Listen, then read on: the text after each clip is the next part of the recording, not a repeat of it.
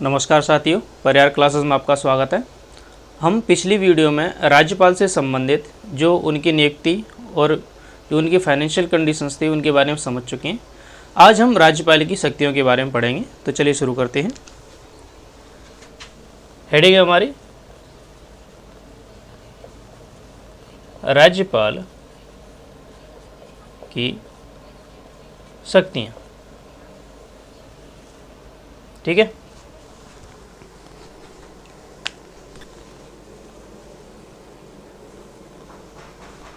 सबसे पहले हम शक्तियाँ देखेंगे। कार्यपालिका शक्तियाँ।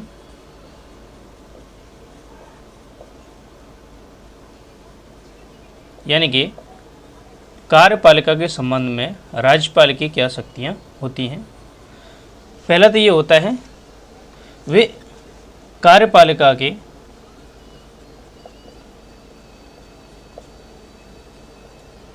संवैधानिक प्रमुख होते हैं। कौन होते हैं? राज्यपाल। दूसरा ये कि जो सीएम होंगे, मुख्यमंत्री होंगे, मुख्यमंत्री की नियुक्ति करेंगे। कौन? राज्यपाल करेंगे। कहाँ से करेंगे? जो बहुमत प्राप्त पार्टी होगी उसमें से। ठीक है, जैसे बीजेपी के एमएलए ज़्यादा हुए तो उनमें से किसी एक व्यक्ति को मुख्यमंत्री बना देंगे। तीसरा ये होगा कि सीएम लिख देता हूँ डायरेक्टली। सीएम की सलाह से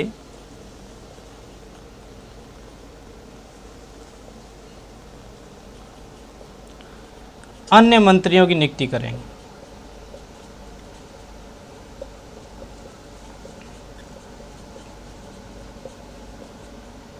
ठीक है, और अगला ये होगा कि जो सीएम और जो अन्य मंत्री होंगे वे यदि अपना त्यागपत्र देना चाहें पद से तो वे किन्हें देंगे?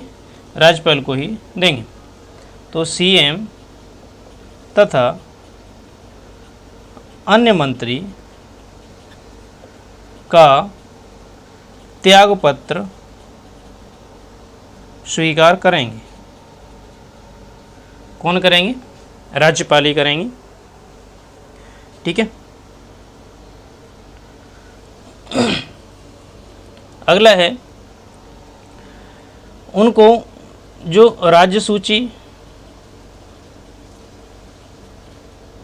तथा समवर्ती सूची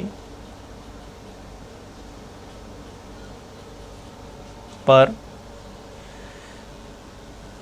कानून बनाने का अधिकार है।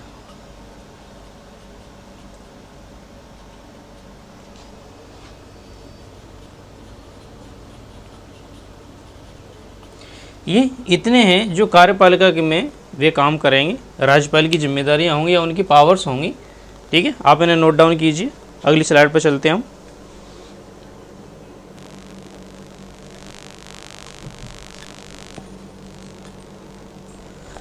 आगे के जो और शक्तियां हैं उनमें है जो राज्यपाल हैं वे जो राज्य लोक सेवा आयोग होता है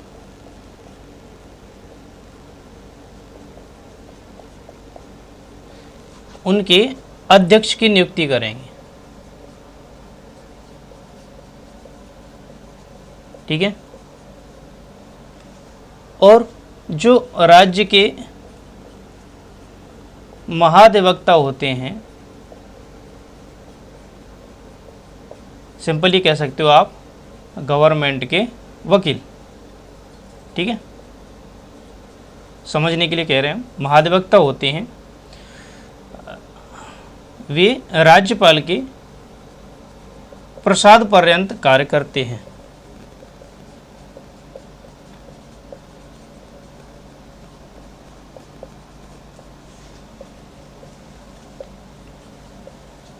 प्रसाद पर्यंत यानी कि राज्यपाल चाहे तो उन्हें कभी भी पद से हटा सकते हैं और उनकी मर्जी हो तब तक वे पद पर उन्हें रख सकते हैं। किनको? महाधिवक्ता को। अगला पॉइंट है जो राज्यपाल होते हैं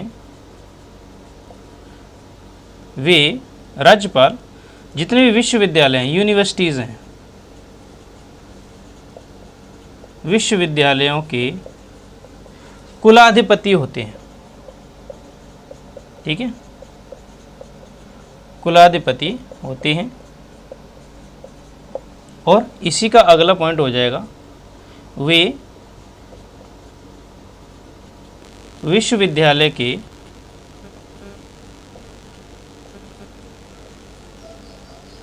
कुलपति की नियुक्ति करते हैं।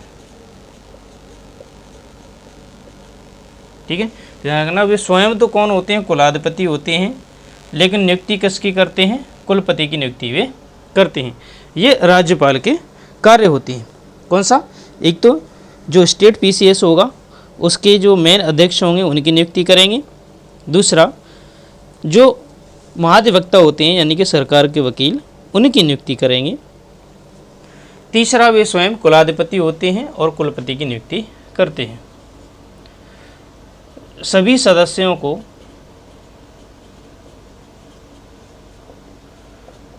गोपनीयता की शपथ दिलाते हैं। कौन दिलाएंगे, राज्यपाल जी। और उनके पास ये भी पावर हो सकती है कि सदस्यों को, जितने भी सदस्य वे चुनेंगे, उनको पदच्युत कर सकते हैं, यानी कि पद से हटा सकते हैं। ठीक है, आप इन्हें नोट डाउन कर लीजिए। अगली स्लाइड में हम आगे की पावर्स को देखते हैं।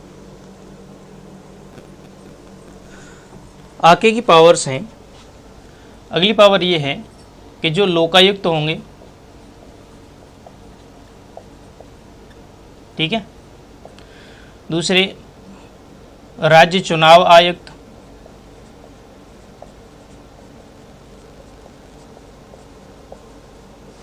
तथा जो वित्त आयोग होगा,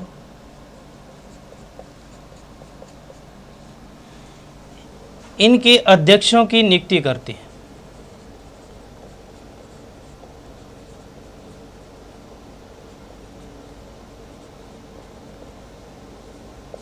ठीक है, कौन करेंगे, राज्यपाल जी करेंगे। अगला पॉइंट है कि जो विधान परिषद है, विधान परिषद में जो कुल सदस्य होंगे, कुल सदस्यों में 1/6 भाग सदस्य सदस्यों को मनोनीत करेंगे, या नियुक्ति नहीं करेंगे, मनोनीत शब्द आएगा। ठीक है, मनोनीत यानी कि अपनी मर्जी से वे करेंगे। ये कौन कौन लोग होंगे, विज्ञान के क्षेत्र से होंगे, समाज सेवक होंगे, कला के क्षेत्र से होंगे। ठीक है, और कई सारे क्षेत्र हैं, सहकारी आंदोलन हो गया, ठीक है, साहित्य हो गया।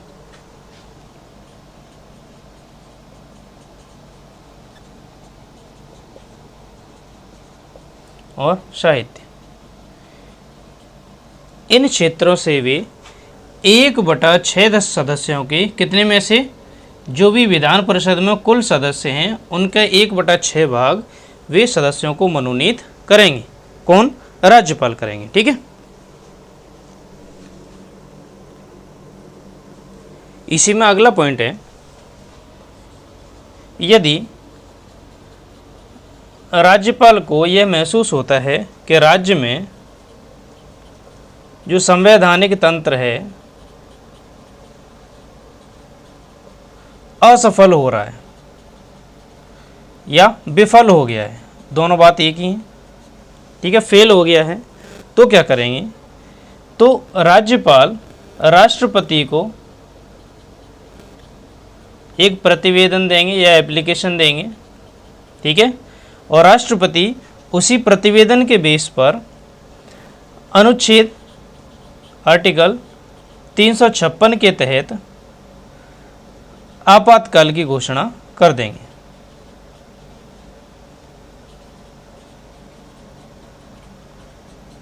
इमरजेंसी की घोषणा कर देंगे। कौन सा, आर्टिकल 356 के तहत। आर्टिकल 356 में कौन सा लगता है, आपातकाल, संवैधानिक तंत्र की विफलता या असफलता होने पर ये आर्टिकल 356 के तहत जो इमरजेंसी है वह लगाई जाती है। इसे आप नोट डाउन कीजिए। हम अगली स्लाइड में चलते हैं। आगे हैं हमारी विधायी शक्तियाँ। ठीक है, जो राज्यपाल को विधायी शक्तियाँ प्रदान की गई हैं वे कौन कौन सी हैं, वे देखते हैं हम। पहली है, जो राज्यपाल होते हैं वे राज्य के व्यवस्थापिका के प्रमुख होते हैं। ठीक है, राज्य व्यवस्थापिका के प्रमुख होते हैं। किसकी बात चल रही है? राज्यपाल की बात चल रही है। ठीक है,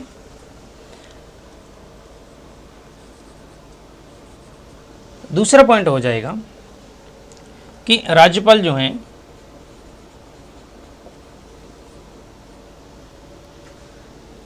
राज्य में जो विभिन्न सदस्य होंगे उन्हें की नियुक्ति तो करते ही करते हैं, साथ में वे अधिवेशन बुला सकते हैं। अधिवेशन बुलाना, सत्रावसान करना, यानी कि कोई सत्र चल रहा हो, कोई मीटिंग चल रही हो तो उसको ये समाप्त कर सकते हैं, और विधानसभा को भंग भी कर सकते हैं।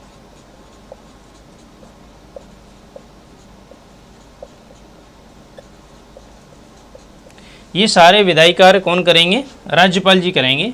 कहाँ पर करेंगे? राज्य में। ठीक है, अगला पॉइंट ये है कि राज्यपाल जो विधायिका और विधान परिषद है, यानी कि विधानसभा और विधान परिषद दोनों का साथ में अधिवेशन बुला सकते हैं। विधानसभा तथा विधान परिषद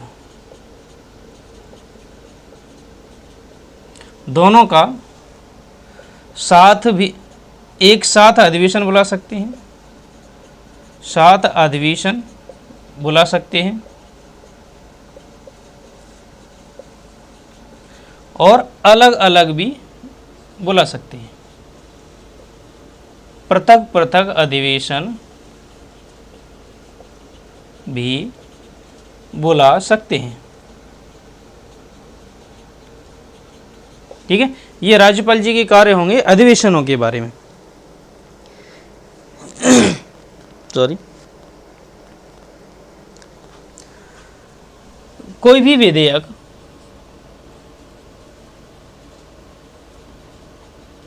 होगा, विधेयक यानी कि कानून बनाने के लिए दी गई एप्लीकेशन, वह है राज्यपाल की स्वीकृति के बिना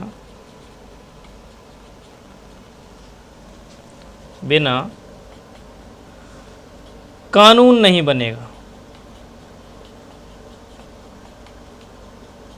यानी कि आप कोई भी विधेयक ले आओ, जब तक राज्यपाल उस पर परमिशन अपनी नहीं देंगे, जब तक सिग्नेचर नहीं करेंगे, तब तक वह कानून नहीं बन सकता है। लेकिन ऐसा ही होता है कि यदि राज्यपाल ने किसी विधेयक को वापस भेज दिया और वह विधेयक दोबारा से राज्यपाल के पास सिग्नेचर करने के लिए आता है, तो राज्यपाल को वहाँ पर सिग्नेचर करने ही करने पड़ेंगे। इसमें राज्यपाल उसे वापस नहीं कर सकते हैं। तो इसे नोट डाउन कीजिए आप।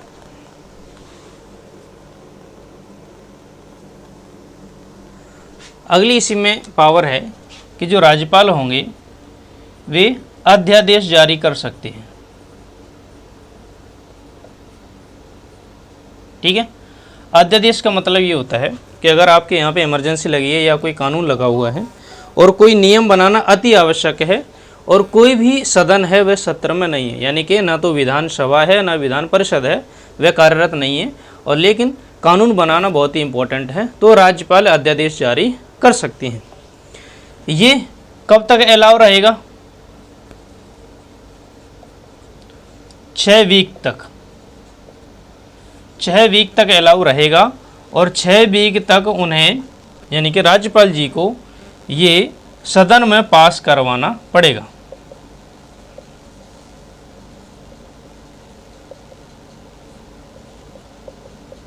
ठीक है। और यदि ये पास नहीं होता है तो 6 वीक के अंदर ही अंदर ये स्वतः समाप्त हो जाएगा।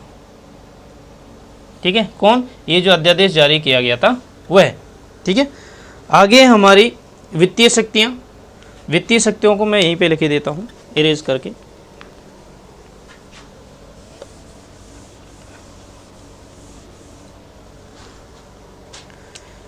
वित्तीय शक्तियाँ,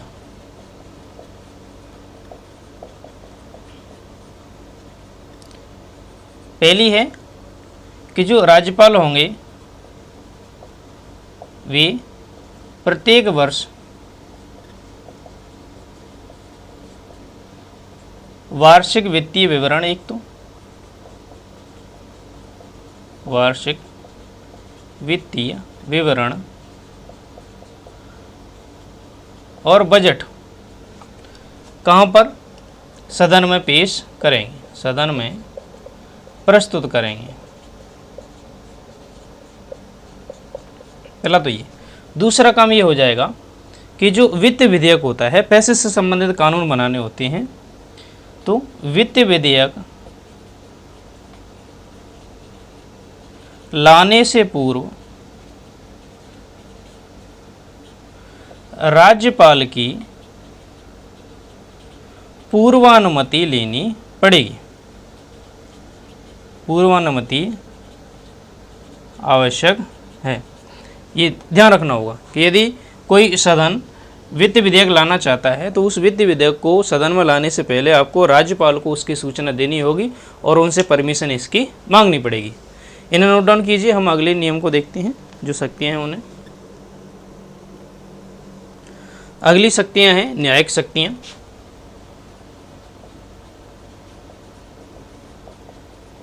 ठीक है, न्यायिक शक्तियों में पहली शक्ति ये होगी कि जो राज्य सूची में, राज्य सूची के अनुसार